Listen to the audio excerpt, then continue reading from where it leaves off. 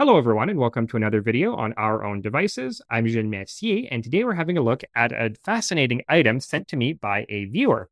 This device, generously provided by the awesome Josh Beran, is a Type B Metascope. And no, this is not an old-timey device for exploring Mark Zuckerberg's virtual reality hellscape or helping you understand self-referential humor, but rather a type of infrared night vision scope used by the US Navy during the Second World War. Now, we tend to think of night vision as a more recent development, but work on this technology was underway as early as the 1920s, and various militaries deployed infrared technology in limited numbers throughout the Second World War. And so it is this forgotten technological history that we'll be examining today. Now, work on infrared detection dates back all the way to the 1840s when Sir John Herschel, the British astronomer and polymath, discovered that there was an invisible component of ordinary sunlight just beyond the red end of the visible spectrum that was capable of transmitting large amounts of heat. And he called these calorific rays, but later this was renamed infrared, meaning beneath or below the red end of the spectrum. Now, in 1878, American inventor Samuel Langley, probably most famous as one of the major rivals of the Wright brothers, invented an infrared detection device he called a bolometer. And this consisted of two strips of either platinum or palladium coated in lamp black, with one being shielded and the other not. And these were connected to a sensitive galvanometer, what we would today call an ammeter, so that they formed both halves of a Wheatstone bridge. And so when infrared radiation fell on the unshielded strip, it would be absorbed, increase its temperature, and thus change its resistance. And this change would be registered by the galvanometer. And by 1880, Langley was actually able to make his bolometer so sensitive that he could detect the body heat of a cow at a range of 400 meters, which is really quite impressive. Now, at around the same time, physicists like Ferdinand Braun and Jagadish Chandra Bose were discovering that certain minerals, such as lead sulfide, aka galena, were capable of detecting electromagnetic radiation via an effect known as photoconductivity. And this would eventually lead to a major revolution in radio technology. And if you want to learn more about that, please check out my video on crystal radios, link in the description. Now, fast forward to 1917, when an American inventor named Theodore Case discovers that a compound of thallium, thallus sulfide, exhibits photoconductivity in the infrared band. And with the support of the US Army, he tries to exploit this effect to create an infrared signaling device that can be used over longer distances and through poorer weather than ordinary optical signaling devices like heliographs. And once again, I do have a video on that subject, link in the description. Now, while Case was able to send signals over 28 kilometers through a fairly hazy atmosphere, unfortunately, the unreliability of thallus sulfide, its tendency to break down with repeated exposure to light, put an end to his experiments after only a year. Now, all the devices that we've discussed so far were only able to detect the presence or measure the intensity of infrared radiation. They weren't able to form any sort of image of the infrared source. And the first device capable of doing that, known as the evaporograph or the EVA, wouldn't be developed until 1929. So the evaporograph, developed by Dr. Marianus Czerny of the University of Frankfurt, consisted of a partially evacuated chamber containing a transparent celluloid membrane coated in a thin layer of either naphthalene or silicone oil. When infrared radiation was focused onto this membrane using a germanium dioxide lens, it caused differential evaporation and condensation of the oil, creating optical distortions that could be picked up by a television imaging tube. Now, in 1934, two engineers working for Philips in the Netherlands, H. de Boer and G. Holst, invented the world's first electronic infrared detector tube. This consisted of an evacuated glass tube with one end coated in a semi-transparent layer of silver and cesium oxide to form something called a photocathode. This was negatively biased, while behind it were arranged a sequence of tubular anodes and a phosphor screen that were progressively more positively biased. When infrared radiation struck the photocathode, it released electrons via the photoelectric effect, which were then accelerated by the anodes, focused by a set of magnetic or electrostatic lenses, and finally struck the phosphor screen, producing a visible image that could be viewed through an eyepiece attached to the end of the tube. Later versions of this system added a microchannel plate between the photocathode and the phosphor screen. When electrons from the photocathode struck this plate, they released even more electrons via an effect known as an electron avalanche, producing an amplified image. And these devices, known as image intensifier tubes, would form the basis of the first generation of truly passive night vision or starlight scopes in the post-war era. Now, the Philips device would become known as the Holzglas after one of its two inventors and was commercially produced by British firm EMI. Later, American engineer Vladimir Zworykin, working for RCA, would develop a more refined version called the 1P25 image converter tube, which would form the basis of later war American night vision scopes, though we'll get to those in a second. Now, one of the first militaries to deploy infrared night vision technology was that of Nazi Germany, who began issuing these devices in 1939. Now, much of this technology was based on the work of Edgar Kutscher of the University of Berlin, who in 1933 discovered that galena, aka lead sulfide, exhibited photoconductivity at wavelengths around 3 nanometers. The first German infrared devices, such as the Sperrwehr FG1250 developed by Carl Zeiss AG, were very heavy and bulky and could only be practically mounted on tanks, half-tracks, and other large vehicles. They were also unable to passively detect most natural sources of infrared, and thus had to be used with large infrared spotlights, essentially regular searchlights fitted with infrared filters to illuminate the target. This is because 3 nanometers lies within the short to intermediate wavelength infrared bands, which are really only given off by hot objects. So unless you're searching for the engine of an enemy vehicle or a campfire or something like that, you're not going to see very much through these German scopes without using the accompanying spotlight. And this, in addition to the bulk and weight of the system, confers a further disadvantage, which is that if the enemy has infrared detection capability, then your tank or half-track driving around with a big infrared spotlight on it is suddenly going to become very conspicuous. And this is the reason that infrared imaging technology typically operates in the near-infrared band, where you can use image intensifier tubes to get a clear image of the target area, or in the long-wave infrared band, where you can detect objects that are slightly hotter than the surrounding environment, such as human bodies. Now, given the inherent fragility and experimental nature of early infrared detection tubes, the first Allied infrared detectors to see combat were based on a much simpler and more robust technology, and these were the Metascopes. Now, Metascopes were developed by the National Defense Research Committee, or NDRC, which was set up in 1940 to help the U.S. Army and Navy with weapons-related research and development. And specifically, Section 16.4 of the NDRC was tasked with developing infrared devices, and it worked closely with institutions such as the University of Rochester, Eastman Kodak, and RCA. Now, given that the Greek prefix meta means after or beyond, it is tempting to assume that these were named after their ability to see beyond the visible light spectrum. However, a 1946 report on wartime infrared technology prepared by the NDRC reveals that this name was chosen as a meaningless code word to obscure the actual nature of the research and development project. Now, Metascopes work by using special phosphors to convert infrared radiation into visible wavelengths. But for this to work, the phosphor first has to be activated or excited using another source of radiation, typically visible light, ultraviolet light, or sometimes alpha particles. And what this does is it makes the electrons in the phosphor jump to a higher energy level, such that when they drop back down to a lower energy level, they are going to emit photons at a wavelength shorter than infrared radiation, that is, within the visible light spectrum.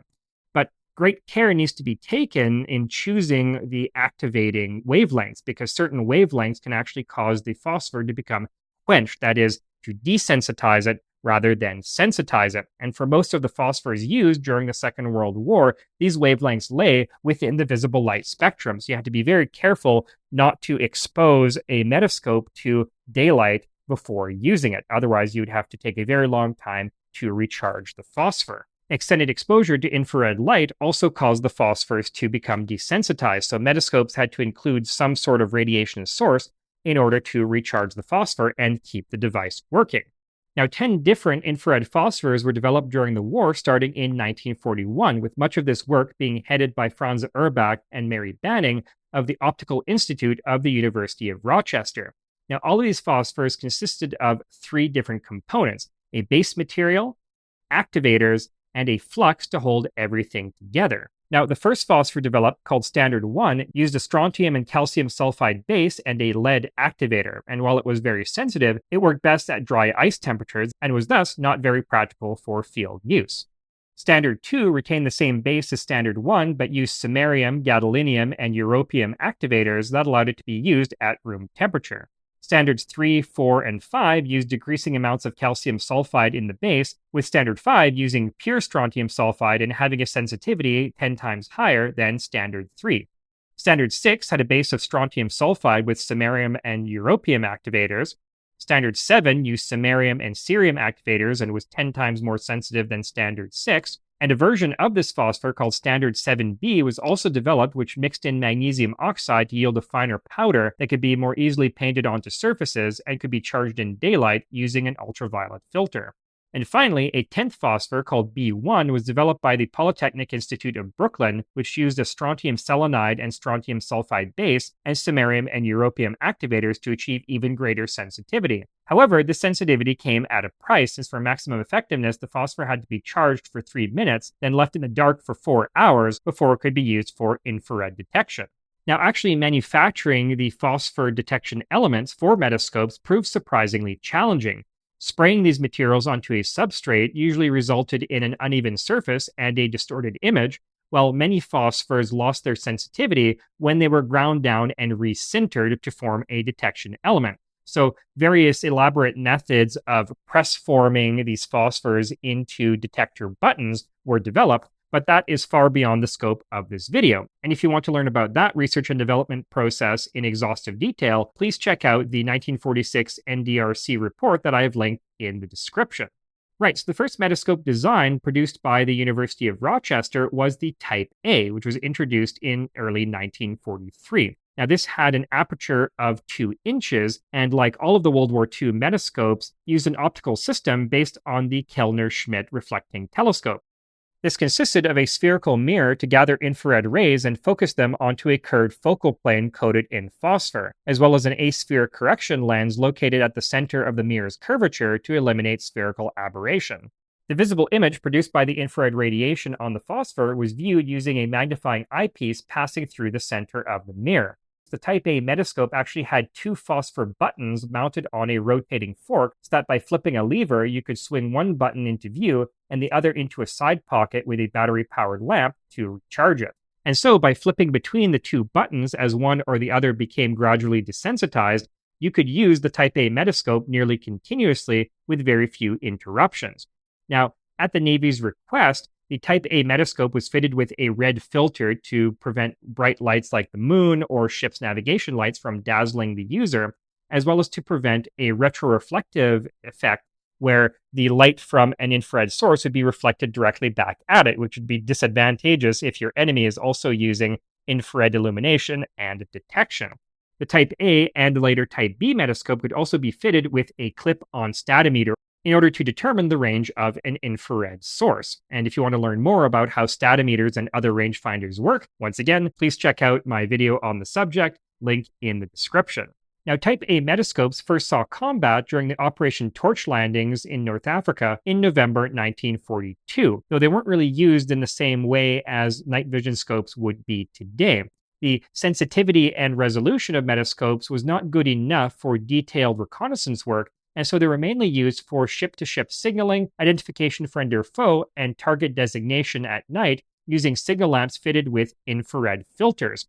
Still, Operation Torch revealed a number of deficiencies in the Type A's design, and so production was temporarily halted so that these issues could be worked out.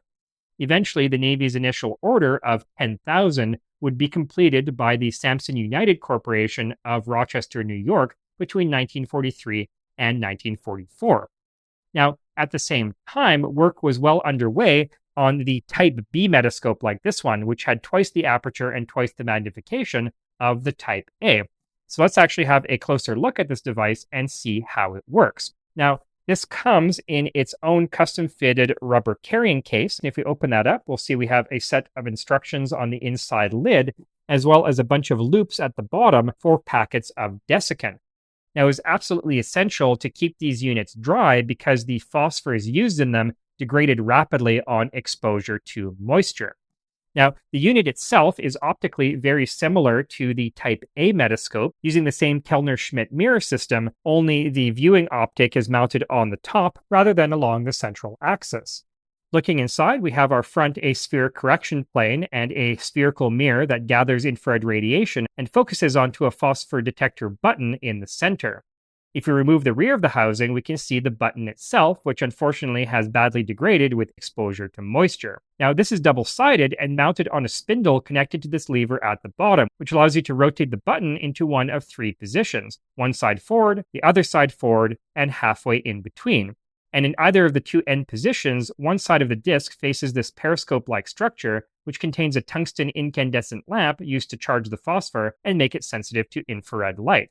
This, in turn, is fitted with a filter consisting of Corning blue-green glass and Corning Aclo infrared absorbing glass so as to emit only those wavelengths that will charge and not quench the phosphor. And that lamp is activated by pushing this round button at the bottom of the unit. Now, according to the instructions on the inside of the case, how you would set this up for use is first, flip the lever to the center position. Second, look through the eyepiece and push the button to see if you can see a dull blue-green glow. If you can, that means the unit is working. If you can't, it's probably time to change the batteries. Then flip the lever to one side or the other. Hold down the button for 10 seconds to charge that side of the detector button. Then flip it to the other side to charge the other side. And then you are ready to use the Metascope. Now, of course, the phosphor is going to have a bit of an afterglow after charging, which is going to decay away after a few minutes. And indeed, the sensitivity of the phosphor is greatest after a delay of about 5 to 10 minutes. So it was usually a good idea to wait a couple of minutes before actually using the Metascope. Now, looking on the bottom of the unit, we have two tubular compartments. Originally, these were both battery compartments, but in later versions, one of them was eliminated and filled with desiccant packets, as we can see here. And this is because these early Metascopes had levers and other controls sticking out of them and thus couldn't be pressure sealed to prevent water ingress. And so you had to use a lot of desiccant to prevent water from getting in. Later versions eliminated these components and thus could be pressure sealed in the factory. So on the other side here, we have our battery compartment, and unfortunately, the batteries have corroded quite badly and essentially fused themselves to the inside of the compartment. And if you wanted to run this off an external power source, which was very feasible aboard a ship, you just slid this panel to the side to reveal a plug where you could attach your power cable. And opening the panel automatically cut off the batteries from the recharging lamp. And finally, on the side, we have a set of mounting brackets, and then we have our viewing optic up top. And this consists of a 45-degree mirror and a pentaprism that allows you to view the visible image produced by the phosphor. And then finally, we have a 2-power magnifying optic, which can be adjusted for focus by turning the eyepiece. And around 5,000 Type B Metascopes were produced by Eastman Kodak between 1943 and 1944. Now, while this is remarkably compact and light as far as World War II electronics go, this was still too unwieldy for anything but naval use. So in 1943, the University of Rochester developed the far more compact Type F Metascope for use by the Army. This used the more sensitive standard 7 phosphor, which not only allowed the aperture to be smaller and the unit more compact, but could also be charged using alpha particles from a radioactive source. This took the form of a piece of Blitz metal, radium encased in gold, which is mounted to a swinging arm, so by turning a knob, you could swing the source into place to recharge the phosphor, then swing it out of the way to use the Metascope. However, even in this position, the source still continuously bombarded the phosphor with what was known as a trickle charge, allowing it to hold its sensitivity for days on end, provided the unit was kept closed between uses. And since emissions from radon gas given off by the radium could cause distracting scintillations, the source was sealed by coating it in a layer of silver chloride. Optically speaking, the Type F was similar to the Type B, but vertically oriented. A 45-degree mirror mounted inside the lid reflected the infrared radiation downwards onto a spherical mirror on the bottom of the unit, which then focused it onto the phosphor screen. The visible image was then viewed via a prism and magnifying eyepiece on the side of the unit. The Type F was tested at Fort Benning, Georgia by the U.S. Army Infantry Board, who recommended it for adoption in October 1944. Around 55,000 Type F Metascopes were produced by Samson United and Electronic Laboratories of Indianapolis between 1944 and 1945. making it one of the first truly mass-produced infrared detectors issued by any army. Concurrently with the Type F, the University of Rochester also introduced the Type A1 and Type AM Metascopes, which were both derived from the original Model A. The Type A1 Metascope was nearly identical to the Model A, only it used the far more sensitive B1 phosphor developed by the Brooklyn Polytechnic Institute. Though, as I mentioned before, this sensitivity came at a price because in order to use the Type A1 Metascope, you had to charge the phosphor for 3 minutes and then keep it in the dark for 4 hours before you could actually use it. Nonetheless, around 5,000 of these were produced by Samson United between 1943 and 1944. Meanwhile, the designation Type AM, standing for Type A Modified, was applied to 2 different types of metascopes. The first AM was a Type A with one of the 2 detector buttons removed, as well as the charging pocket, and instead it was fitted with a sliding metal shutter to protect the operator's eyes when the button was being recharged. The second AM, also known as the Model H, was a Type A with the incandescent lamp charging system replaced by the radium system from the Type F. A bracket was also issued to allow 2 units to be joined together to form infrared binoculars. 20,000 second Type AMs were produced by the Lute Corporation of Brooklyn in 1945.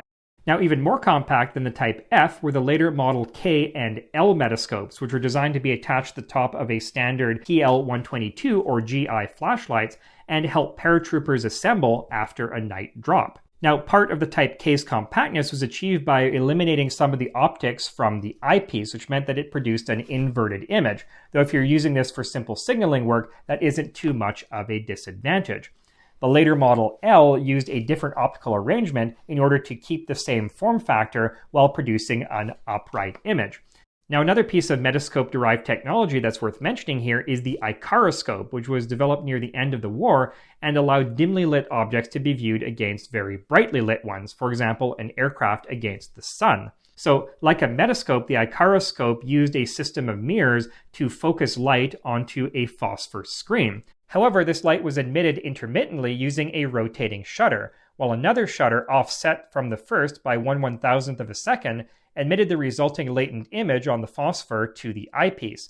This meant that by the time the image reached the viewer's eye, its brilliance had sufficiently faded that good contrast was achieved between the bright and dim objects. Now, this proved very useful for viewing nuclear detonations, and Icaroscopes were used during the 1946 Operation Crossroads nuclear tests, as well as several other operations in the post-war period. Now, at the same time, the NDRC and the Navy were developing a new generation of infrared scopes based on the RCA 1P25 infrared detection tube. And the first 2 of these, the C1 and C2, were trialed in small numbers and found to be more sensitive at longer ranges, out to 16 kilometers, than the earlier Metascope technology. This in turn led to the development of the Type C3, one of the first truly mass-produced electronic infrared scopes to be adopted by any military. 12,500 C3s were produced between 1944 and 1945 and used mostly aboard US Navy ships.